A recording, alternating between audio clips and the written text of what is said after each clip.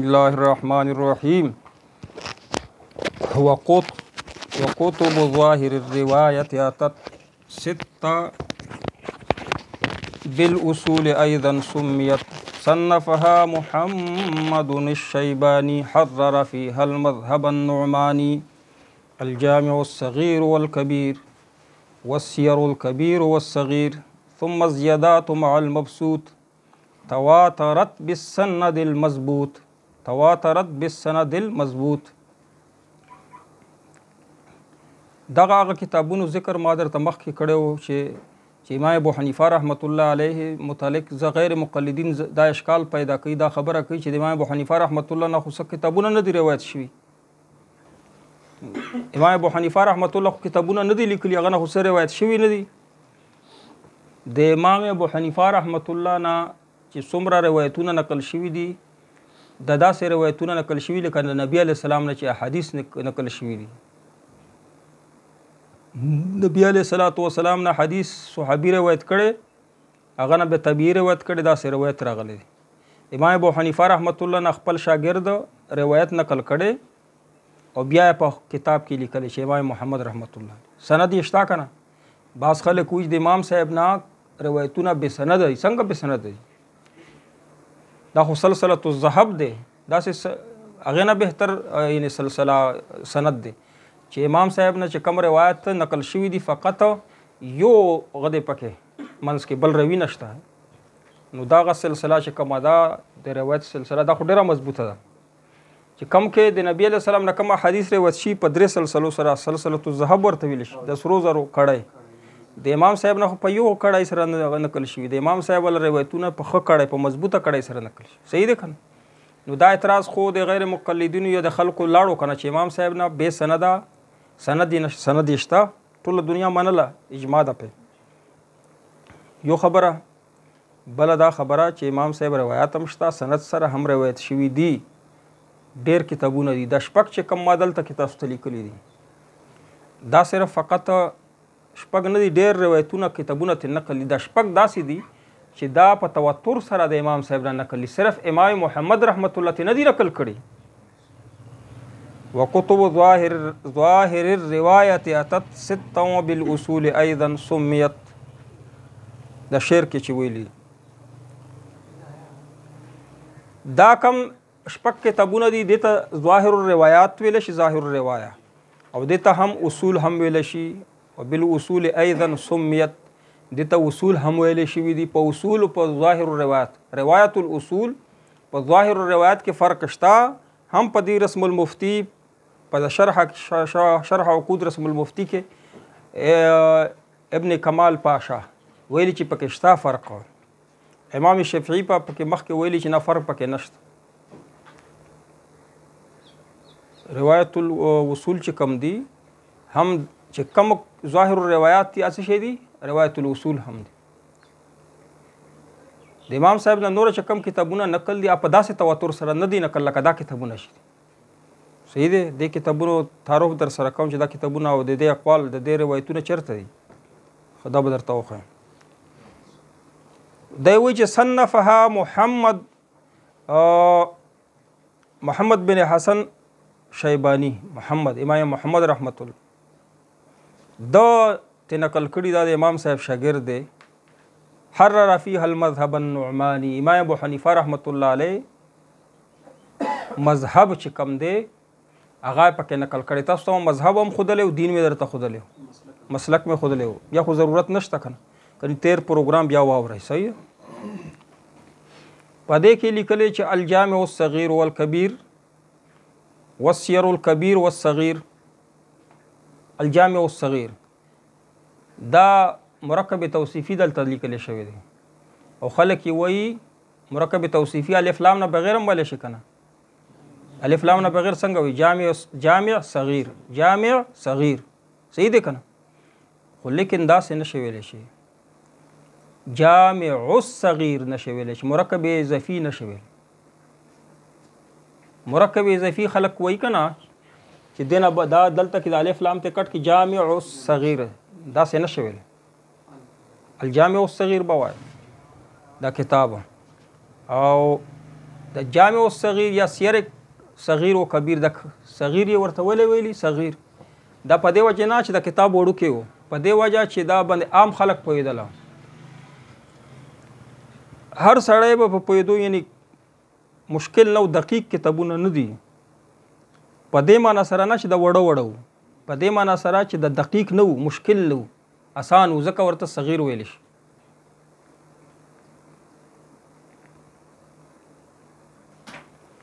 او د بل چې کوم کتاب دی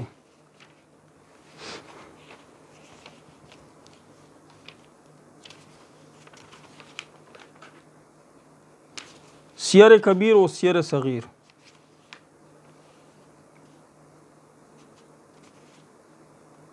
سیر د څه جمع ده؟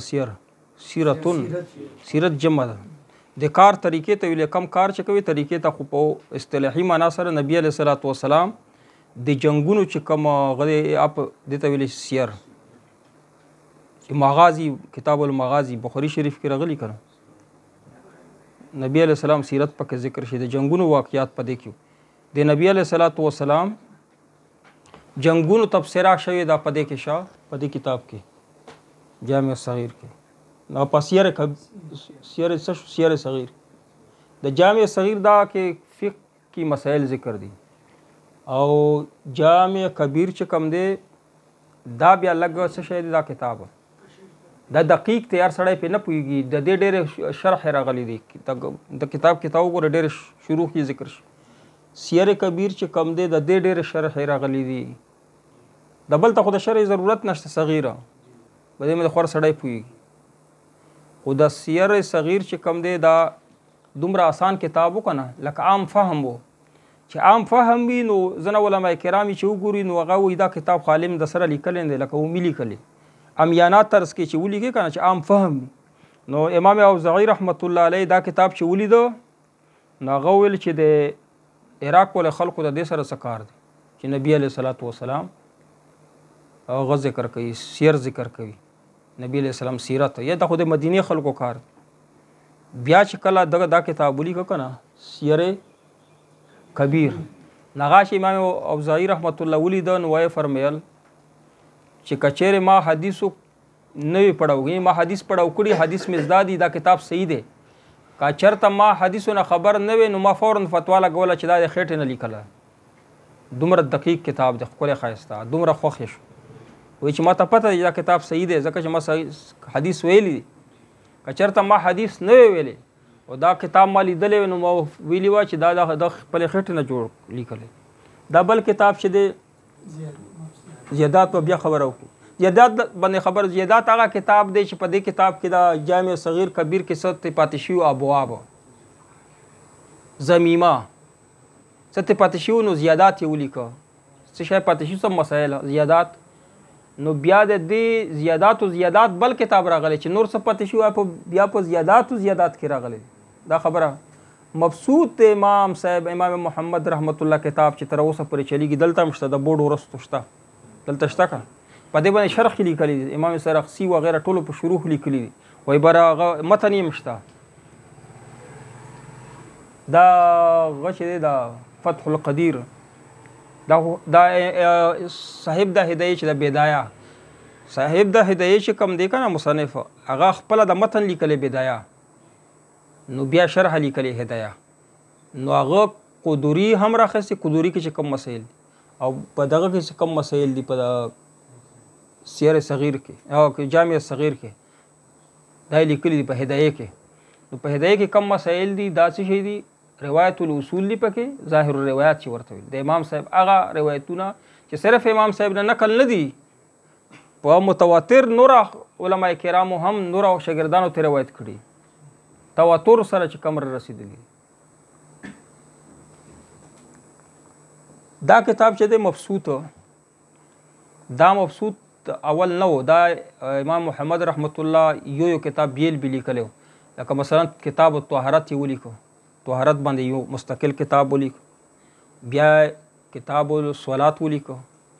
کتاب الحیض، کتاب الحج، کتاب العمره، دا یې ولیکل بیل بیل. نو بیا هغه راجمع کړه، هغې نه څه جوړ شل؟ مبسوطه. دا هغه کتاب دی چې تاسو به اورېدلی وي چې یو یهودي مخکې خو به املې کې دی نو کتابونه به ډېر غټ غټ وو نري کاغذونه نه ورغلي نري داسې کاغذونه هم نه ورغلي کاغذونه به غټ وو او لیکل به غټ وو نو هغه دا مبسوط چې دا بیل بیل جلدونو کې نو د دومره جلدونو کې چې په خرونو باندې په اوښانو بار کړی نو چې هغه وویلې هغه یهودي چې وویلې تاسو به دا واقعه اورېدلي چې دا کتاب چا لیکلی وي چې دا خو د یو کتاب متعلق وي چې دا محمد امام محمد چې ستاسو د وړوکې محمد چې کم دی د دا شان دی د وړوکې نو هغه لوی محمد چې تیر شوی دی دا خو د هغه حدیثو تشریح کړی کنه د هغه به لوی شان نو وایي چې لا اله الا الله محمد رسول الله کلمه یې وویله دې کتاب په وجه دا مبسوط چې دی دا مطبوعه هم دی شایع شوی دی په 4-5 جلدونو کې هم راغلی ځای په ځای او د دې چې کم متن دی په د کتابونو کې شته ده قاضي خان هم راخستی دی مبسوط سرخسی کې هم شته کتابونو کې شته دا چې د کومې فتوی جوړې شوي دي بحر الرائق ته او په دې کې شته شمی کې شته صحیح دی دا مسله په دې کې ختم شو دینه بعد د امام صاحب صرف دا کتابونه نه دي چې نور کتابونه راغلي دي چې هغه په تواتر سره نه دي راغلي یو کس ته روایت کړي امام حسن ته روایت کړي ظفر ته روایت کړي امام ابو یوسف ته روایت کړي یو کس یا امام محمد ته روایت کړي بل چې نه دي روایت کړي هغه ته ویل شي نوادر نادر الروایه په یو ترک سره راغلي په یو سند سره امام صاحب مذهب دی خو په یو ترک سره تواتر سره نه دی راغلی نادر الروایه صحیح دی کنه یو قسم شو ظاهر الروایه بل دویم قسم شو نادر الروایه دریم قسم کتابونه چې دي فقه کتابونه هغه دي نوازل واقعات هغه مسائل دي په هغې کې چې هغه نوي مسایل دي په دې کتابونو کې نو ظاهر الروایه او په نادر الروایه کې نو نوي مسلې راغلې نو علما کرامو د لکه قاضي خان مسایل قاضي خان شته کنه دلته تاسو وګورئ هغه مسایل حل کړي محیط یو کتاب دی کنه امام محیط هغه ډېر ترتیب دی موږ سره خو نشته ټول کتابونه خورچ سره نشته نو په محیط کې ترتیب دا دی چې اول یې ذکر کړي ظاهر الروایه بیا نوادر ذکر کړي بیا نوازل ذکر کړي د نورو کتابونو کې خواره واره دي صحیح قاضي خان کې هم شته خو دا ترتیب په محیط کې دی هغه موږ سره نشته تاسو دعا وکړو چې الله دې پیدا کړي صحیح دی که نه نو دا مسله باندې پوه شي درې فقهای کرامو دا کتابونه دي د فقه په دې ترتیب سره اوس چې کوم مسایل راځي مونږ چې فتوا ورته وي فتواجات چې کوم دي د اردو ولا د عربی ولا فتوا دا نوازل دي نوې مسله چې نازله شي واقعیا چې مخې ته راشي واقعات ورته وي نوازل ورته ویل ثم الزيادات مع المبسوط تواترت بالسند المضبوط كذا له مسائل النوادر اسنادها في الكتب غير الظاهر په نورو کتابونو کې راغلي په ظاهر روایت نه ظاهر روایت مې درته وایي چې تواتر سره راغلي دي هغه دي نو غیر مقلدین څومره غلط اشکال دروغ وایي چې امام صاحب نه په سند سره په تواتر سره راغلي دوی سند یې نشته وبعدها مسائل النوازل خرجها الاشیاخ بالدلائل اوس دا مسله خلی زدا کوي به سبق ختم کو وایي چې مسائل چې کوم د نوازل دي هغه شيوخو نقل کړي شيوخو شيوخ چې کم دي کنه په دې کې زنه سلف دي زنه خلف دي سلف کم غدي چې دا ائمه ثلاثه پوری دي دا سلف دي دینه بعد چې دا خلف متأخرین صحیح دی د شیخ جمع ده شيوخ اشیاخ جمع الجمع نو شیخ هغه کس ته ویلی شي چې خلک په اعتماد کوي نوي مسایل خلق کولی شیخ د غیر مقلدین ولا شیخان نه دي دا اصطلاح د هغه فقیه علم د پاره دا چې نوي مسایل حل کوي حدیثونه قرآن پاک نه نوازل چې راشي نو هغه ته شیخ ویلی شي نو غیر مقلدین چې کم دي پارسه قبضه کوي ټول مسایل د امام صاحب بل راخلی پټوي هر څه دوی پټوي علمي غلا کوي دا شیخ اصطلاح استعمالیږي فقیه عالم د پاره چې مسایل ختم خلقي ته ویل شي شیخ او اصحاب څوک دي اصحاب تاسو پیژنئ د امام صاحب شاګردان اگر چې دا اصطلاح اکثر د دوه صاحبانو د پر امام محمد امام ابو یوسف د پر استعمالي صاحب دغه ملګری شاګردان اصحاب او شيوخ کې دا فرق شيوخ بعد کې راغلي اصحاب نه بعد د امام صاحب اصحاب نه بعد چې کوم راغلي شيوخ تی نوی مسائل خل کړي غیر مقلدین شیخ نه نشي کېدل هغه خو غیر مقلد کېدل شیخ نشي کېدل شیخ هغه وی چې نوی مسائل خل کړي نو غیر مقلد خو زړه مسائل نشي خل کول دلایل په نشته دوی دا مسله باندې ځان پوي کو تاسو بیا پروګرام کې بیا بار واورئ ښه واخر دعوانا ان الحمد لله رب العالمین پاړه شعرونه دلته ختم